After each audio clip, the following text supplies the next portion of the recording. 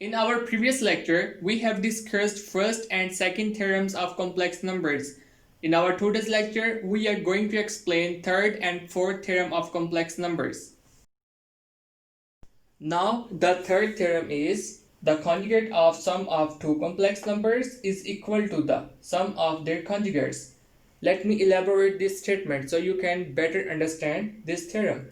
This theorem says if we first add two complex numbers and then take the conjugate of sum of these two complex numbers, then the result would be same as if we first take the conjugate of two complex numbers separately and then add their conjugates. Let's prove this statement. For the proof of this statement, let we have two complex numbers z1 and z2 in general form. z1 is equal to a plus ib and z2 is equal to c plus id. Now let's take their conjugates. The conjugate of z1 would be equal to a minus ib and the conjugate of z2 would be equal to c minus id. The same real parts and the same imaginary part, but imaginary part have opposite sign. Now first we will add the complex number 1 and the complex number 2, means z1 plus z2 would be equal to a plus ib plus c plus id. Now you can examine. There are two real parts a and c and two imaginary parts b and d. Now according to the method of addition of two complex numbers, we can add a real part into another real part and imaginary part into another imaginary part. So the answer of sum of two complex numbers z1 and z2 would be equal to a plus c plus b plus d into I. As I is common in both imaginary numbers, so we can take I common in this step and it would become b plus d into I. So this is the result of sum of two complex numbers. Now take the conjugate of sum of two complex numbers and that would be equal to a plus c real part minus b plus d into I. So b plus d is the imaginary part. This is the final result of conjugate of sum of two complex numbers. Now let's solve the right side of equation. The right side of equation is just add the conjugate of complex number z1 and the complex number z2. So the conjugate of complex number z1 plus the conjugate of complex number z2 is equal to a minus ib plus c minus id. Now again, there are two real parts a and c and two imaginary parts. Again, we will use the formula of addition. Add a real part into another real part, imaginary part into another imaginary part. So real part would be a plus c and for imaginary part minus ib minus id. Now you can see there are two things common into imaginary numbers. One is a negative sign and one is I. So we can take common a negative sign and also I from these two imaginary numbers. So final answer would be a plus c minus into b plus d into I. So this is the final answer of sum of conjugate of two complex numbers. Now by looking these two answers, we are able to know that the conjugate of sum of two complex numbers is equal to the sum of their conjugates. So this is the proof of third theorem. Before discussing the fourth theorem of complex numbers, let's have a look at these two important things. The first is I squared is equal to minus 1 and the second is the important formula, that is a plus b into a minus b is equal to a squared minus b squared. The value of I squared and this formula is frequently used in the proofs of theorems of complex number. Now let's discuss the fourth theorem of complex number. Basically, fourth theorem says the conjugate of quotient of two complex numbers is equal to the quotient of their conjugates. If I explain this statement, then it would be if we first divide two complex numbers and then take the conjugate of division of two complex numbers, then the answer would be same as if we first take the conjugate of two complex numbers separately and then divide their conjugates. Let's prove this statement. Let we have two complex numbers z1 and z2. z1 is equal to 2 plus 4i and z2 is equal to 3 plus 5i. Now take their conjugates.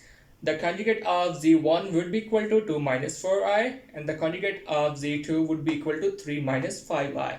Now first solve the left side of equation and then we will solve the right side of equation.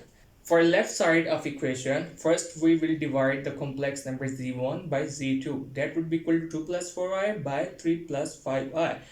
Now I have told you the method of division of two complex number. In this case, we just want to eliminate imaginary number or I from denominator. Therefore, we will multiply and divide 2 plus 4i by conjugate of complex number z2 to eliminate I without affecting this division. The conjugate of complex number z2 is equal to 3 minus 5i by 3 minus 5i. Now you can see the value in the numerator and denominator is same. So this value is not affecting this division. So we can use this method. Now multiply two complex numbers in the numerator and also two complex numbers in the denominator. For numerator, first multiply real part of complex number z1 with the conjugate of complex number z2. That is equal to 3 minus 5i. 2 into 3 minus 5i. Now multiply the imaginary part of complex number z1, 4i, with the conjugate of complex number z2 plus 4i into 3 minus 5i. So this is the calculation in the numerator. Now for denominator, you can see we can use formula, as the value in the denominator is 3 plus 5i and 3 minus 5i. So we can easily use this formula. A plus b into a minus b is equal to a squared minus b squared. So in the denominator, we will have 3 squared minus 5i whole square. Now the product of 2 into 3 minus 5i is equal to 6 minus 10i, and the product of 4i into 3 minus 5i is equal to 12i minus 20i squared. And in the denominator, we have 3 squared is equal to 9 and 5i squared is equal to minus 25i squared. Okay, now you can examine one thing. We have I squared in the numerator and also in the denominator. Therefore, we will put the value of I squared in the numerator and also in the denominator. So this is our next step. Just put the value of I squared in the numerator and also in the denominator. Now in the numerator, you can see there are two real parts, 6 and plus 20, as the product of negative with negative always become positive, and two imaginary parts, minus 10 and plus 12.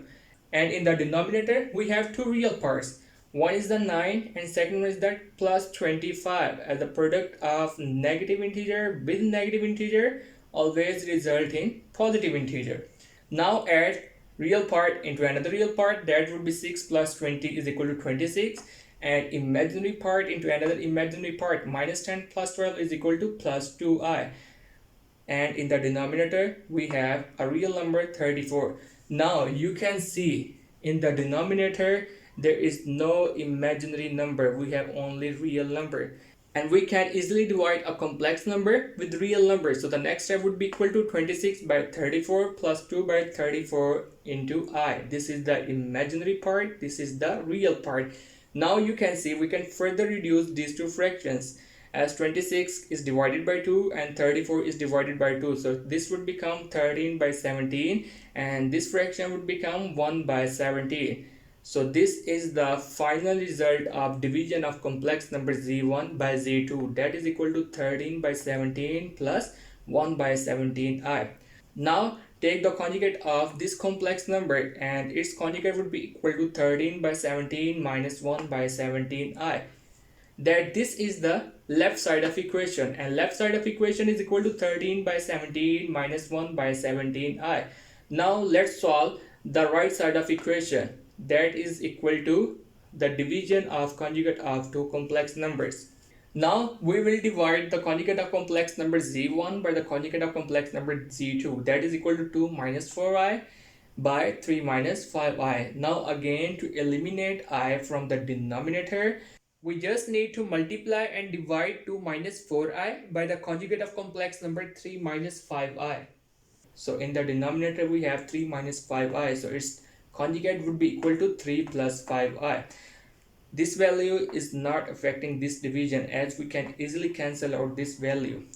Now multiply the real part of conjugate of complex number z1 with the complex number 3 plus 5i. Now multiply the imaginary part of conjugate of complex number z1, that is equal to minus 4i, with the 3 plus 5i. Minus 4i into 3 plus 5i. And in the denominator, we will again use this formula. A plus b into a minus b is equal to a squared minus b squared. So 3 squared minus 5i whole square. Now in the numerator, we will have the product of 2 into 3 plus 5i, that is equal to 6 plus 10i, and in also the product of minus 4i into 3 plus 5i, that is equal to minus 12i minus 20i square. And in the denominator, we have the value of 3 square, that is equal to 9, and also the value of 5i whole square, that is equal to 25i square. Again, we have I square in the numerator and also in the denominator. So just put the value of I square here, minus 1 and minus 1. Now you can examine that there are two real parts, 6 and plus 20. Why I am calling this plus 20? Because the product of negative with negative integer always give a positive integer. So this would become positive after multiplication with a negative 1. So two real parts 6 plus 20 and two imaginary parts 10 and minus 12. And in the denominator we have two real numbers. One is the 9 and one is the plus 25. Again, the product of negative with negative integer would become a positive integer. So add a real part into another real part. 6 plus 20 is equal to 26, and subtract an imaginary part from another imaginary part. So plus 10 minus 12 is equal to minus 2. And in the denominator we have a real number 34. Again, in the denominator we have no imaginary number, just real number, and we can easily divide a complex number by real number. So 26 minus 2i by 34 would be equal to 26 by 34 minus 2 by 34i. As we can further reduce these two fractions, so that would be equal to 13 by 17 minus 1 by 17i. So this is the real part and this is the imaginary part, and this is the final result of division of conjugate of two complex number. Now you can see easily the answer of conjugate of quotient of two complex number is equal to the quotient of their conjugates. So this is the proof of fourth theorem.